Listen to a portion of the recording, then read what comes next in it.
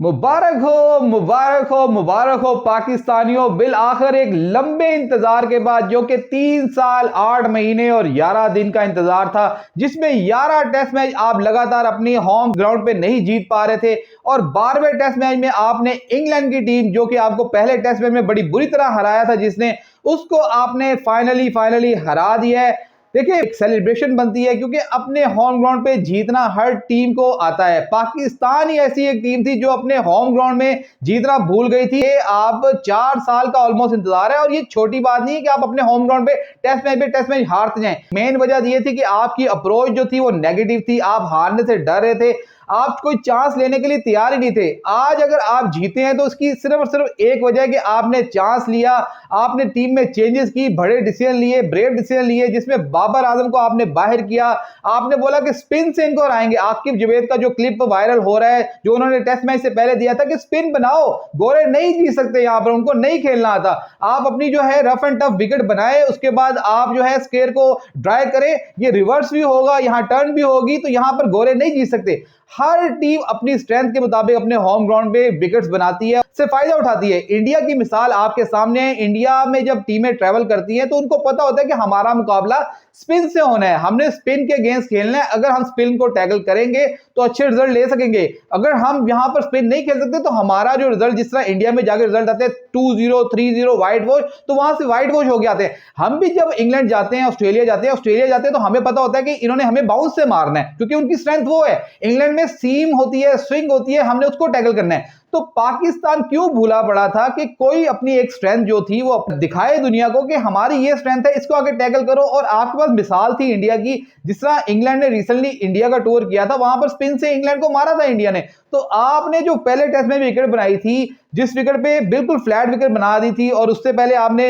जितने भी test match Pakistan में हारे हैं लगातार 4 साल में बुरे रिजल्ट आए, तो विकेट्स की जो क्वालिटी थी वो बहुत बुरी थी। आपको पता ही नहीं था कि आपकी स्ट्रेंथ क्या है। आप बैक कर रहे थे अपनी फास्ट बॉलिंग पे, जो कि एक मीडियोकर किस्म की फास्ट बॉलिंग हो चुकी है, जो आपको टेस्ट मैच नहीं जिता सकती। और स्ट्रेटजी चेंज की, बाबर आजम जैसे बड़े खिलाड़ी को ड्रॉप किया गया, जो ड्रॉप किया उसके अगेंस्ट जो इसकी रिप्लेसमेंट आई, उसने आपको 100 करके दिखा दिया। स्पिनर्स को बैक किया, स्पिनर ने आपको 20 विकेट लेके दिखा दी। तो कुछ करोगे तो रिजल्ट आएंगे ना। बेसिकली अब साबित हुआ कि कुछ पाने के लिए कुछ करना पड़ता है। पाकिस्तान क्रिकेट टीम कुछ कर ही नहीं रही थी, पाकिस्तानी टीम की मैनेजमेंट कुछ कर ही नहीं रही थी। एक ही सोच से खेल रहे थे। बाबर की जो सोच थी, इससे पाकिस्तानी टीम को बड़ा नुकसान हुआ है। पाकिस्तानी टीम बहुत पीछे गई है। पाकिस्तानी टीम की जो स्ट्रेंथ थी, उनको ये आइडिया नहीं था कि हमारी स्ट्रेंथ क्या है, हमने किस स्ट्रेंथ पे खेलना है। वो फिर से वही बात करूंगा कि मीडियोकर फास्ट बॉलिंग को समझ रहे थे कि शायद ये हमारी स्ट्रेंथ है, जो कि बिल्कुल नहीं थी। आकिब जवेद की तारीफ करनी बनती है, जिस तरीके के उन्होंने डिसीजन लिए हैं। देखिए, उन्होंने कहा मैं बैक करूंगा, मैं अपने डिसीजन को बैक करूंगा।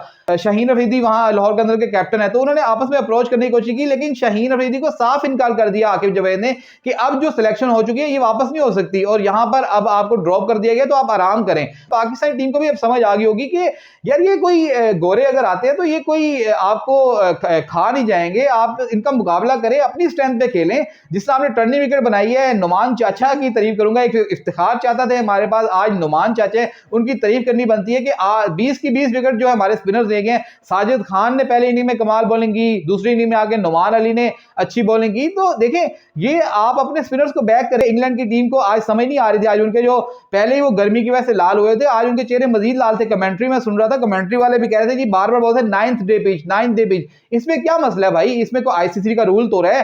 देखिए, अलीम डार से पूछा गया था कि कोई रूल में मसला है, एक ही पिच पे आप दूसरा टेस्ट मैच करवा सकते हैं, तो अलीम डार ने बोला कोई मसला नहीं है। तो देखिए, हमारा होम ग्राउंड है ना, हम आपको जैसी पिच देंगे तो आपको वहां पर खेलना है। आपके इंग्लैंड में जाके हम फास्ट बॉलिंग को मदद मिलती है, तो हम वहां पर वो ब्लेम तो नहीं करते कि जी हमें स्पिन ट्रैक क्यों नहीं दिया गया, हमें स्लो एंड लो विकेट क्यों नहीं दी गई। तो यहाँ पर ब्लेम करना बनता नहीं है। यहाँ पर कमेंट्री में बार बार बात हो रही थी कि 9th डे की विकेट है, तो 9th डे की हो या 10 दिन की हो, तो इंग्लैंड ने भी बैटिंग वहीं पर की है, पाकिस्तान ने भी बैटिंग वहीं पर की है, बॉलिंग पाकिस्तान ने भी वहां पर की है, आपने भी बॉलिंग वहां पर की है। तो जब आपकी स्ट्रेंथ के मुताबिक नहीं जीत सके, तो अब आप ब्लेम गेम तो नहीं कर सकते ना। पाकिस्तान की दूसरी बात की जाए, पाकिस्तान को अब समझ आ जानी चाहिए कि यार देखें, इतने मैचेस हारने के बाद, 3-3 साल के इंतजार के बाद आप बड़े डिसीजन नहीं ले सकते। अगर आपको लगता है कि कुछ चीज गलत हो रही है तो फौरन डिसीजन लें, कुछ चेंज लेके आए। चेंज लेके आएंगे, कुछ चीजें बदलेंगे तो चीजें रिजल्ट भी बदलेंगे। आप सोचते रहते हैं, डरते रहते हैं कि हमने अगर चेंज कर दिया तो क्या हो जाएगा, बाबर को निकाल दिया तो क्या हो जाएगा। देखिए बाबर को निकाला ना, कामरान गुलाम ने परफॉर्म किया है, तो कामरान गुलाम आज परफॉर्म किए हैं, साथ आपके बाबर के कामरान गुलाम, आपको पता है कि एक बाउंडिंग हो जाएगी। दो बैट्समैन भी तो अच्छे खेल सकते हैं ना, इंडिया की टीम में 5-5 6-6 बैट्समैन जबरदस्त किस्म के खेल रहे हैं। आपने बाबर आजम के साथ कोई प्लेयर डेवलप ही नहीं किया, तो अब नए लड़कों को मौका दिया, जिस तरह रेस्ट दिया, तो सब इनको बैक करे। और तीसरी टेस्ट मैच में भी अब मुझे लगता है कि विकेट जो है वो स्पिन ही होने वाली है, और स्पिन विकेट ही बनानी पड़ती है। हमारी स्ट्रेंथ ही ये है, अगर आपको स्ट्रेंथ की समझ अब आ गई है तो इससे पीछे नहीं हटना, आपने यही विकेट बनानी है और इंशाल्लाह रिजल्ट पाकिस्तान के हक में आएंगे। खास तौर पे जब हम बांग्लादेश से आ रहे थे तो क्रिटिसिज्म बहुत ज्यादा हुआ था, और बनता भी था कि बांग्लादेश जैसी टीम हमें व्हाइट वॉश करके गई है। अगर उनके खिलाफ भी हमने स्पिन विकेट बनाई होती तो हमारे रिजल्ट जो है वो बांग्लादेश के खिलाफ हम 2-0 सीरीज जीतते, हम उनसे बेहतर स्पिन खेल सकते थे, हम उनसे बेहतर स्पिन करा सकते थे। पता नहीं हमने किस गधे ने मशवरा दिया कि फास्ट बॉलिंग की विकेट बनाओ, हमारे जो सीमर्स हैं वो आउट कर देंगे उनको, और वो बांग्लादेश की टीम जो है हमारे 550 रन लगा के चलेगी। पहले तो सबसे पहले पाकिस्तान को समझना पड़ेगा कि आपके जो फास्ट बॉलर हैं वो क्वालिटी के नहीं है। अगर आपके पास मोहम्मद आसिफ जैसे, वसीम अकरम जैसे, वकास यूनुस जैसे बॉलर या शुएब अख्तर जैसे बॉलर आ जाते हैं तो फिर आप बना लें फ्लैट ट्रैक्स, फिर आप बना लें जिसमें रिवर्स स्विंग से आप आउट कर देंगे। लेकिन जब तक आपके पास ये शहीन, नसीम और ये लॉट है ना, मोहम्मद अली और 2-3 जो जैसे भी प्लेयर है, तो आप इस तरह की विकेट्स ना बनाएं, आप अगलों को एडवांटेज दे देंगे, क्योंकि वो बैटिंग में आपको फिर, अगर बांग्लादेश 550 मार सकती है, इंग्लैंड आपके फास्ट बॉलर को 825 मार सकती है, तो दूसरी टीम भी आके मारेंगी। तो आपकी स्ट्रेंथ यही है कि आपने जब होम में खेलना है तो आपने स्पिन विकेट बनानी जिस तरह इंडिया बनाता है, और उसको बैक करें और उसमें आप जीते मैच।